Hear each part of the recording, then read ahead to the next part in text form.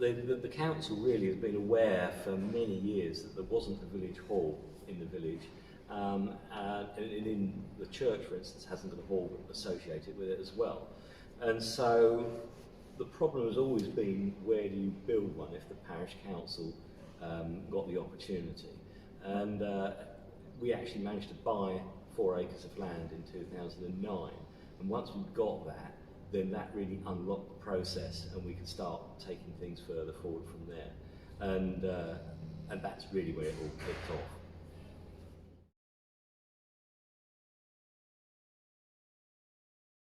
Well, I mean, the community as a whole always felt that it was lacking this sort of focus to the village, and so there was various thoughts about how we should consult with them. We knew who the key groups were in the village, like the Scouts and such like, so we started off by going around talking to those that we knew, and we got a feeling, yes, it'd be great, and we started asking to them, what sort of things would you like in there? But it was rather informal the way that was done, and recording that was quite difficult. But eventually we realised that we could actually get a grant from the lottery to actually hold a formal referendum. And that's what we did. We actually went round and posted the referendum to every property in the village, got a response to as many of those as we could, and then started to collate that into giving some sort of structure as what it was that was required. And that was key, really, because that then fed into the final design of the building, so that what we actually produced reflected, hopefully, what people wanted. I mean, in reality, I think the thing you discover when you've built a place like this is that things you'd never even dreamt of start happening. That first consultation, I think there was something like 40% response, which is brilliant. And some of the questions led us, things like, if we had a community centre, what activities would you like to be hosted there? Started to give us some idea. Alongside that, I can remember we have an Advent market at Christmas, and we put up a whiteboard of everybody going to the Christmas market, and again asked the same question. And so on the whiteboard they would add yoga and swimming world. And then we also asked everybody to tick, if they saw on that board, what they would like. So you started to get some sense of lots of people want this one and only a couple of people want that one. So we kind of built a picture that way. And that's what led to the design then of the building. In terms of, we knew then we needed a little room for things like bridge or whatever, and a bigger room for things like yoga, and you started to get some sense of the design brief then. The process got quite complicated, and it was because of money. We can expand this, but getting to the design was reasonably straightforward. Getting the funding for it wasn't.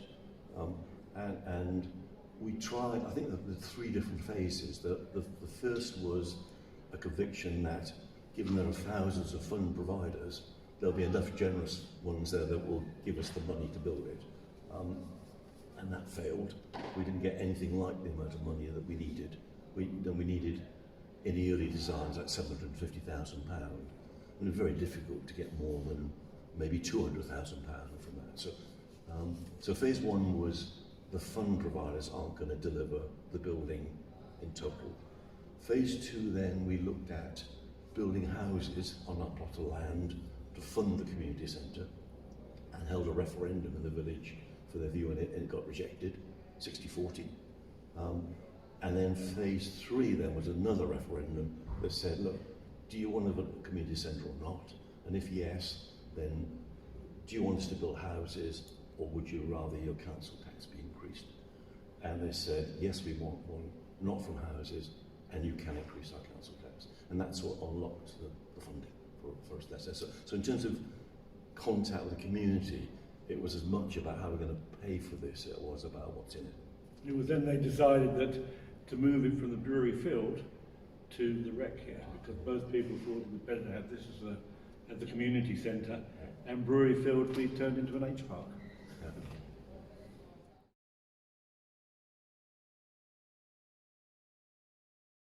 So the total project cost was £1.25 million, so 1,250.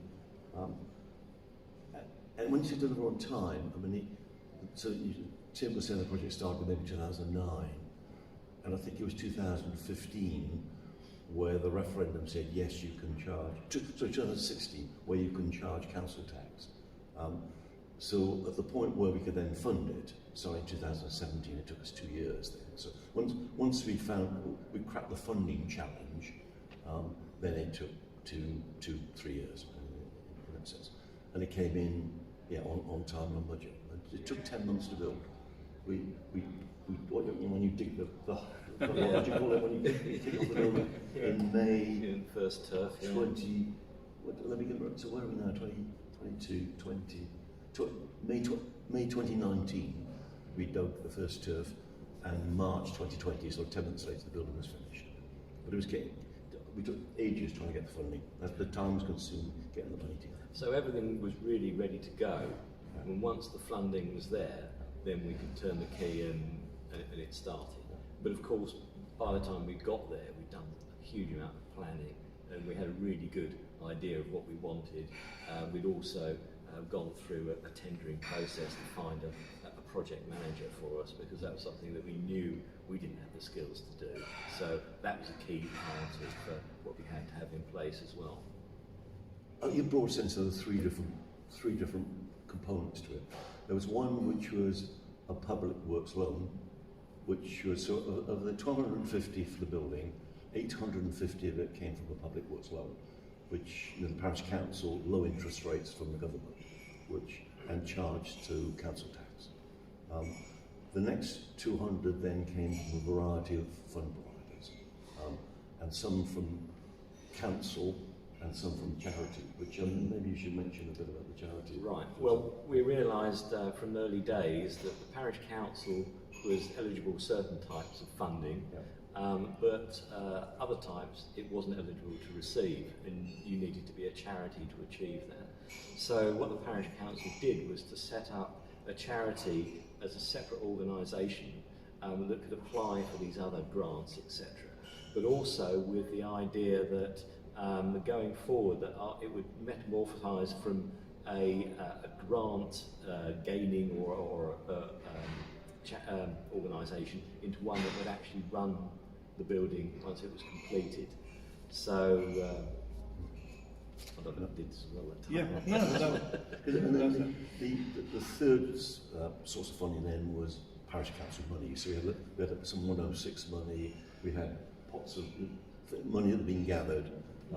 We emptied every reserve that we could on the basis that this was a more important project than the money. So that was the third bit. The only thing on funding that would be worth emphasising was we had this naive conviction, and I mentioned it earlier, but that the fund providers would, as long as we talked to enough of them, the money would just be forthcoming. I think there are something like 10,000 fund providers, and there must be enough there that would generate £750,000. And there aren't, because they've all got different purposes. And the most telling conversation I had was with Garfield Weston, the biggest fund provider, and at the time their maximum was £400,000. And I got in touch with them, and they were really helpful. And I said, so what do I have to persuade you? How do I get £400,000 from you? And they said, well, the very first thing you've got to do is to persuade us that you've already got the other 350,000. And that's a killer, really, because if you haven't got any money to start with, and you go to the biggest one, and they said, well, where's the rest coming from? And you haven't yet got it, then, and suddenly you realise that it's a naive expectation that unless people are much better at getting funds from these people than we were, but we went to about 60. I think we got 8 out of 60 in the end, which was our hit rate. Not much better than 10%. So we did eventually get £200,000, but nothing like the full cost of it. The other thing that we did do is, because we anticipated that we were going to go and get a public loan, then in terms of the precept, we put it up, rather than putting up in all one lump sum, as we had sort of 3 or 4 years to do it. Yes. Then we put the precept up a little bit each year, Yes. so we didn't get the parish council, the residents coming in and complaining about it. So we planned it ahead. Yeah. So when we actually went for the public loan, we said, we've got the money to pay for it. And I think the other piece of learning that we got was that it is certainly postcode dependent. If you're considered to be in an affluent area, you're less likely to get any grants. Yes. And that was a big stumbling block, for instance, with the lottery. Yeah, we thought the lottery would be helpful. Yeah. Not understood.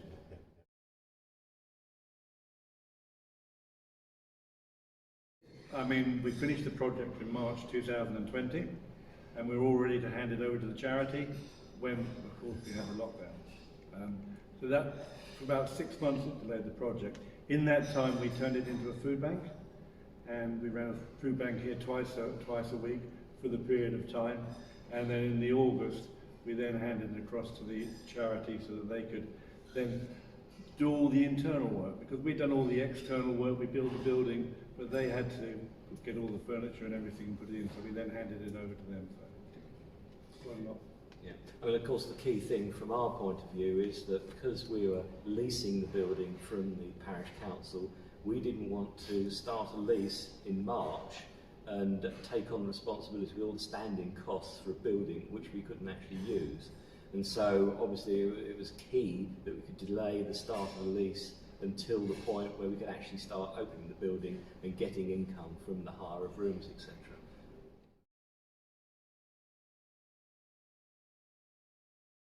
It's made a huge difference. I think before we had the community centre, there wasn't an obvious centre to the village, and obviously we had the village pubs, etc. But obviously they're not the places that a lot of the things that happen here could take place. When we did the referendum, I think one of the things we saw was that people in Duxford are generally very active. They do lots of things. And so what they were doing when they did these lots of things was to get in a car and drive out of the village. And now we've got a community centre in the middle. People stay in the village and come to the community centre. So as you can imagine, it's changed the whole dynamic, and basically the social structure of the village, I think, will change over, progressively over a number of years. Generally, all positive. I can't remember any specific items of criticism or anything like that, but largely what we see is comments which are posted on social media. So people are loving the building, they love coming to the cafe, which gives a vibrancy and brings the building alive. So generally, all positive, and it's become a destination, I suppose, in its own right. If you've got a building which has got the right rooms in it for hire, all sorts of activities will sort of spring up which you'd never heard of or never dreamt of. And so all of the obvious things go on. I suppose you can put them into different categories. So the arts and crafts based sort of activities. So we've got painting classes, we've got scrapbooking, we've got stitch and sew, we've got wood turners, strange things like that. But then you've also got, say, the fitness-based things. So we've got Pilates, yoga, karate, bounce, that type of thing. And then you go through to, I suppose, the more community-based things, which will, community coffee mornings, but also we've got counselling going on here. We've got also University of the Third Age meeting here. So it's a wide range of different things. The one things we haven't done, and we made a positive choice not to go for, was to have sports in the halls that we've got, because then that tends to compromise the design of the halls too much, particularly with a view to heating costs, large, high roofs, etc., or acoustic problems, etc., you get associated with that. So yeah, we made a positive decision right from the start not to go down the sports hall route. Of course, we lost our post. We did have a post office in the village. We lost it, like many other villages have as well. We were fortunate that they did instigate a travelling post office that actually comes to the village twice a week and actually sets up in the main concourse in the hall here, and that's critical because there are many people that still only operate with cash, particularly the more elderly. And if the only post office which is still close to here is across the other side of a major main road. So it's not easily accessible, but having a travelling post office in the community centre, those people that like cash can come up, access pensions, that sort of thing. Also, it's used for all the conventional post office purposes. So yes, it is important, but it's only here 2 mornings a week. So one of the key things to have was a coffee shop, a meeting area where isolated people could come up here and just informally meet other people. And that's what we didn't have in the village, and that's the key to what we wanted to provide. Now, when we first started out, we thought that this would be something that might be run by volunteers, and or maybe we might have to have some sort of manager above the volunteers that was a paid for position, but that didn't happen. It became glaringly apparent that there are all sorts of health and safety at work, the food hygiene type standards, all sorts of formal requirements to operating some sort of food servery organisation. We were very fortunate that we found an individual that wanted to come along and run the cafe for us. And so what we did was to sublease the cafe to him to run. And as a charity, it was great because it removed us from a lot of risk and a lot of responsibility, passed it on to a third-party company, and so that's fine. Now, of course, that expertise has also fed into the quality of what we've got in the cafe, which is fantastic. And as a result, it's become very vibrant. It's become a meeting point, not only for people in the village, but the surrounding area. They use it as a destination in its own right, come here and meet, which is wonderful. And the other thing you get from it, when you realise you've got a general hubbub going on in a building, it gives the whole thing a vibrancy and brings it alive. We really notice it when the cafe's not open, it then becomes a cold building. So absolutely key to what we do, and it's been a great success.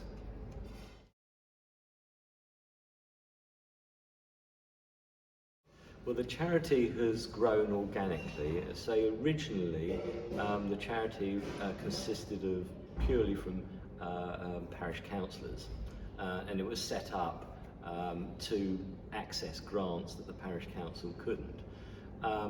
It then, obviously because of its fundraising function, it became responsible for running 3 or 4 village shows.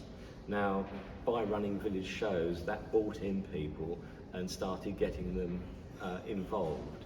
I think if you just go out there and ask for people to come along and be trustees, it's not going to happen. What you need to go out is to give well-defined tasks, pieces of work that people can understand what it is you want them to do, and then they can say, yeah, that's going to take me an hour a week or whatever, I'm willing to commit that and do it. If you give them something which is open-ended and boundaryless, I think it's too intimidating and too nebulous. People won't get involved. So what's happened is that we started off as parish councillors. We then realised that we didn't want to become a subset of the parish council, so the parish councillors stepped down, and people who were involved in running the village shows then got involved in the charity, and then obviously we've now changed into this organisation that runs the building rather than fundraising, and those same volunteers have stayed with us. Longer term though, we have the problem is when we put our constitution together, we built in clauses so that to make sure you didn't get an established clique which effectively shut out other people. So 1/3 of the trustees have to stand down each year, and you as a trustee you can only serve 3 terms of 3 years. So we're getting to the point now where the charity was established in 2014, so here we are in 2022. I'm coming up to the start of my 9th year, so I will have to stand down at the end of this year. And so now it's becoming more critical that we bring in new people. But you know, we've got the Jubilee event that's going to go on. It's bringing in more volunteers. So hopefully, again, it's an organic process where you bring people through rather than saying we need new trustees.